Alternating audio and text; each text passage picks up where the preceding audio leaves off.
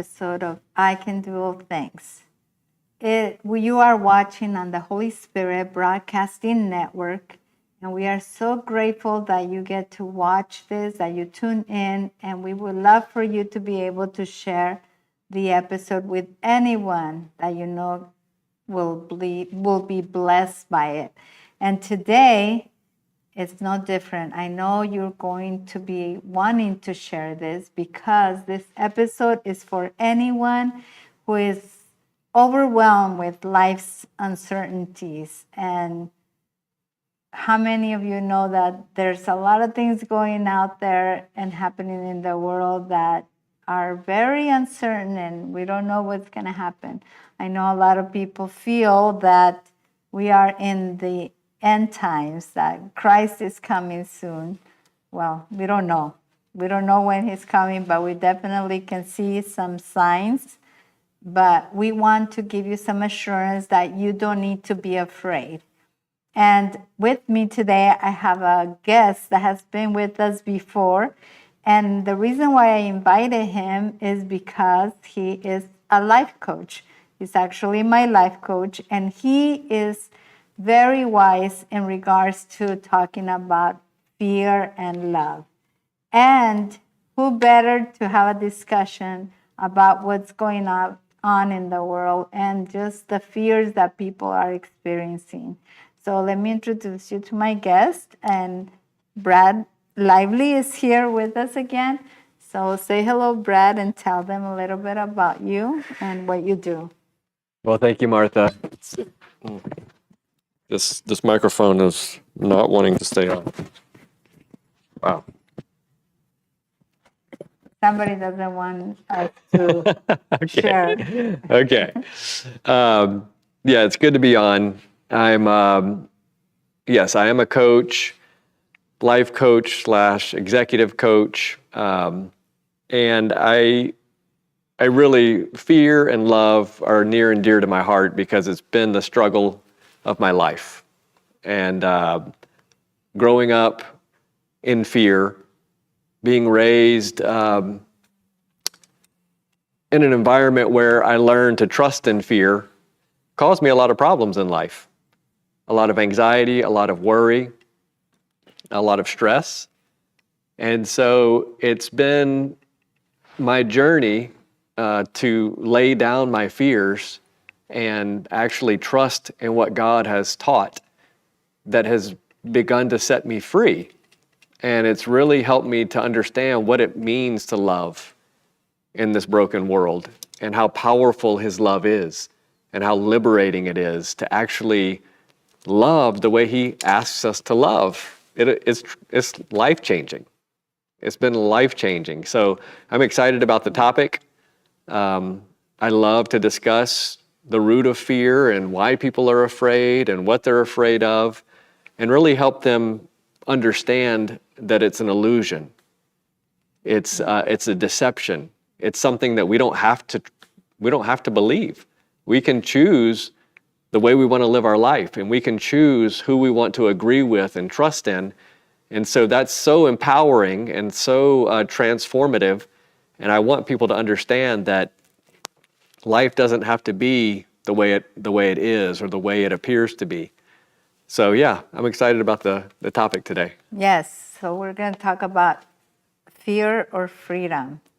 And we're going to give you practical things that you can actually do so that you are not living in fear.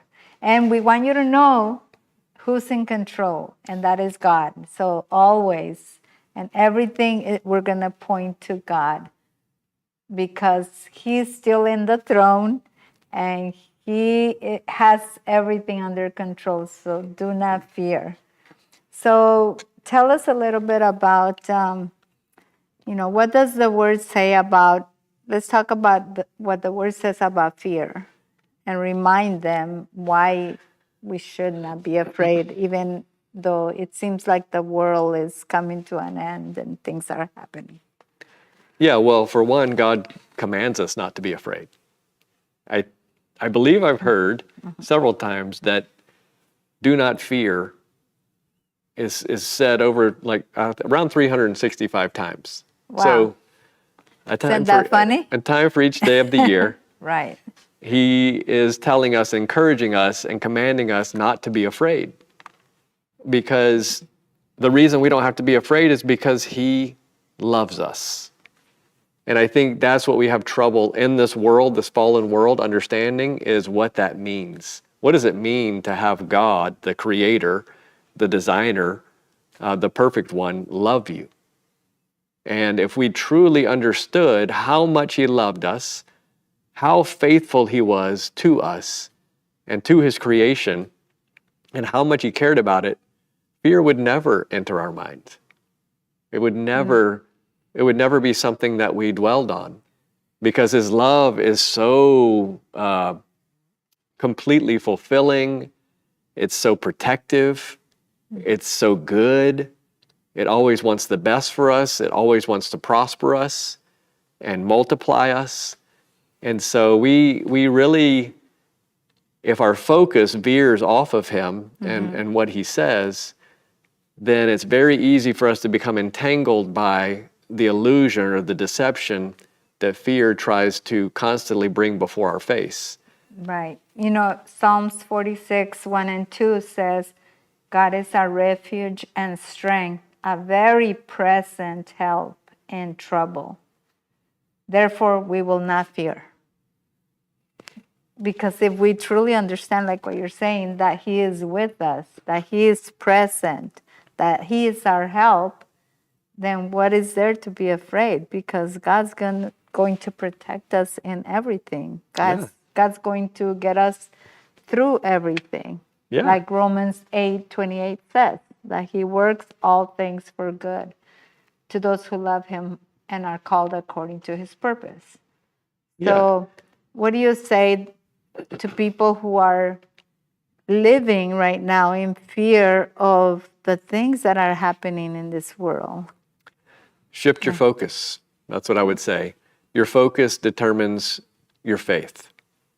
So if you take Peter, when Jesus was walking on the water, and Peter said, if it's you, Lord, tell me to come out and see you. And Jesus said, come. And so Peter got out of the boat, and he was doing the impossible because his eyes were fixed on Jesus. And he was trusting that Jesus told him to come and to step out onto the water.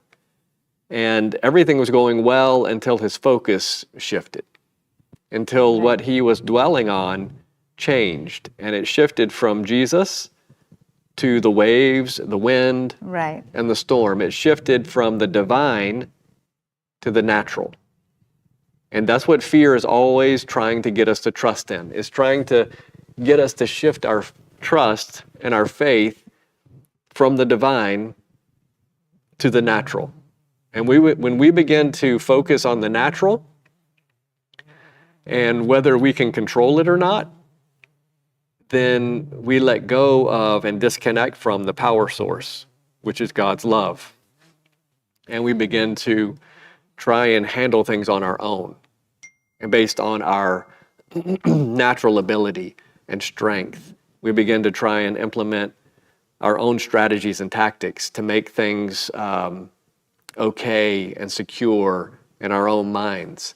And so it really sends us into a tailspin, and it causes us to begin to chase after things in the natural, and it robs us. It begins to drain us of our strength and our resources. What would you say to somebody that has lost their job and they believe in God? They know that God is a provider, but they are afraid that they might be afraid that they're not going to get another job, that they're not going to get a job as good as that job, and they start wanting to figure things out on their own. What would you say to somebody like that? Well, I would say everything happens for you, not to you. God works out everything for our good, right? You shared that scripture. Yes. To those that are called and to those that love him. So there has to be, first of all, I would encourage that person to really maybe seek out a coach or a mentor to work on why you lost the job. Because there's a reason that we lose things. It's always rooted in fear, because fear is a thief. So if something has been taken from you, then you have partnered with fear at some point in your life, and you have come into agreement with it, and you've begun to obey it. What if somebody tells you, well, no, I was at this job for so many years, I did my best at what I was doing, but the company just closed down and they let me go. How could that be me personally doing something that caused that job to be lost? Well, it doesn't necessarily have to mean that it's because of fear, but maybe you stayed too long. Maybe God was trying to get you to go a different direction, and you weren't listening, or you couldn't hear him. And so he had to step up the intensity to get you to turn to him, because a lot of times we don't know that we can't hear him. Right. And we Or don't know that- what his purposes are. Right. And sometimes we do know possibly that we needed to move or shift directions, and we are not doing what he's asking us to do, and he might have to like shut the door really hard on our face. Yeah, and Right. and two, yeah, it doesn't always, just because you lose something, it doesn't always mean that you partnered with fear. It could just mean that the cloud is moving. So God is ready for you to move, and maybe it just happens to work out to where the guy fires you, which means, okay, it's time to move. Right. I have another plan, we're going in a different direction, or I have another company that I need you to move to. You could do the same thing, but I need you to move over here now because there's some people that I want to reach, and I need you over here. And maybe he couldn't get our attention, or maybe that's just the way he wanted to do it. It's not something that we should judge from the outside. It's just something that the person going through the transition really needs to do the heart work to understand, am I doing what I'm supposed to be doing? Or is it time for me to change directions? That's what happened with me. I was in a big struggle with my career financially. I never could seem to get ahead financially. And I was just so hard-headed and stubborn, I couldn't see that God was trying to redirect me. Right. I was wanting to go one way and secure my finances and make sure I had things in order based on my fear. And he was like, I want you to trust me and go this way. And so because of my stubborn pride, over a period of time, he had to work on me. He had to like oppose me. He had to like, everything that I would bring in, he blew away. That reminds me of a scripture on 2 Corinthians 5:7 that it says, we walk by faith and not by sight. And so, there are people that are just walking, but they're not walking in faith. Yeah. And I think that you would probably say that at that time, you knew God, you had God, you believed in him, but were you really walking with him and in faith? Oh, no. Right? No, I wasn't. So, Because he called me and I told him no.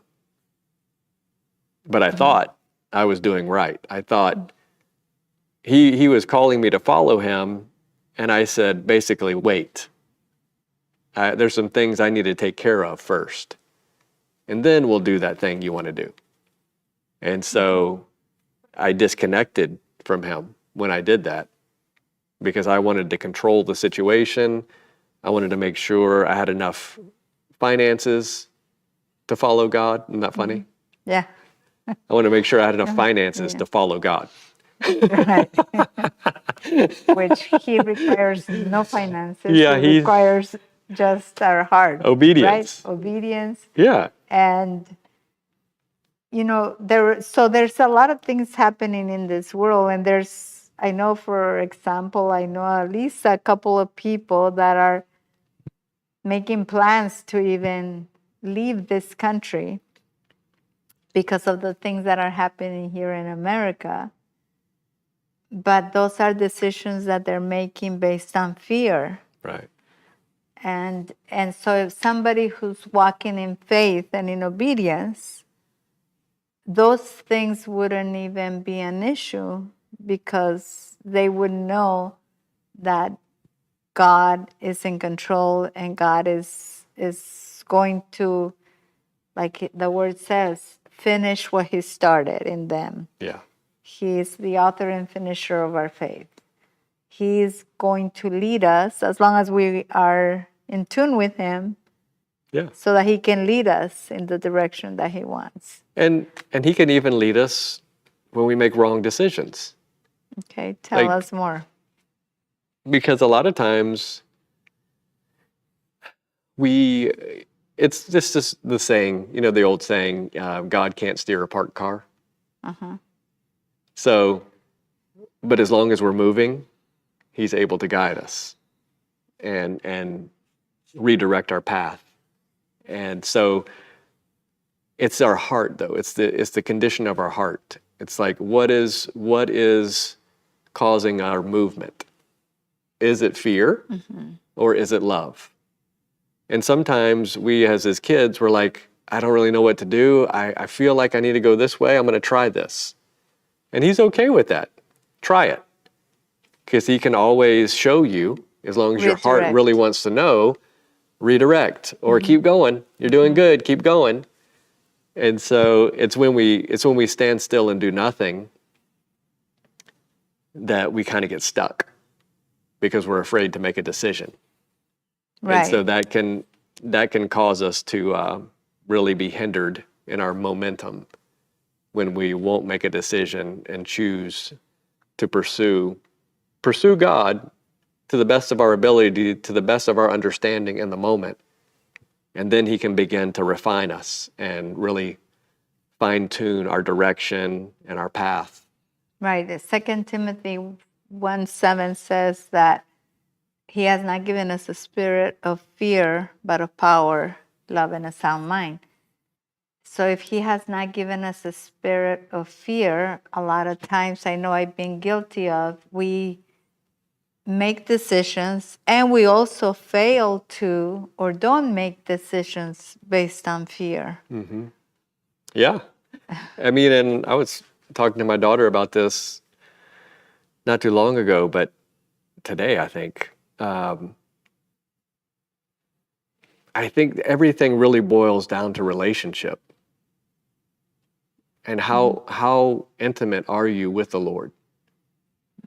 Because the further you are away from him, the more you're guessing. Right.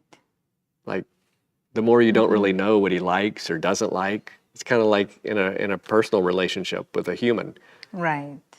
How well do you know them? Because if you know them really well, you're in tune.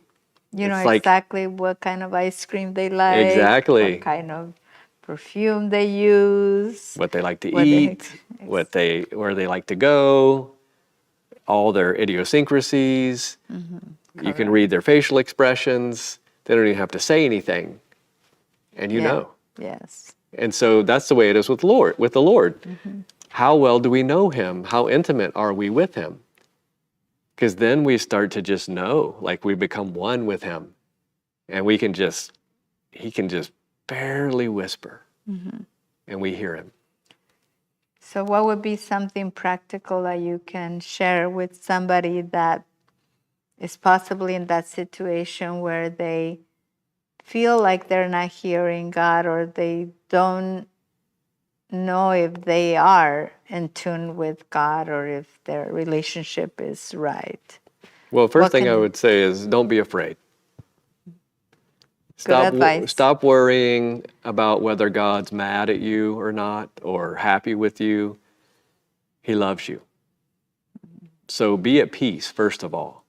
And just know that you are accepted just the way you are. He loves you just the way you are. He's proud of you. You're right where you need to be. And then begin to honestly and openly share your heart with him.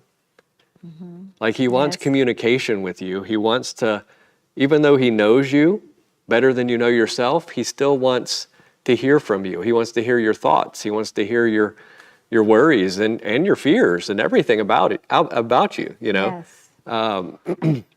He wants that dialogue. He wants to be your best friend. He's not mad at you. He's not mad No at matter you. what you've done. So don't let your fear of whether he loves you or not keep you from going to him. Just run to him like a little child runs to their father or their mother. And wouldn't you give that same advice to somebody who doesn't know him? Yes. And maybe they are living in fear. They don't have faith. They don't have any hope. But you can give them the same advice and tell them that God is right there waiting for them to come to him because he loves them. Yes. And the follow-up I would say is God promises that if you seek him, you will find him if you seek him with all your heart. So don't be afraid to run to him and then run with all your heart towards him because he's just waiting. He's waiting for you to cry out to him. Yes. He's waiting for you to bring him the hard questions. If you've been through a traumatic situation and your heart is hurting, he wants to heal that hurt. He wants to reveal himself to you so that you will know that you can trust him. You don't have to be afraid or mad at him.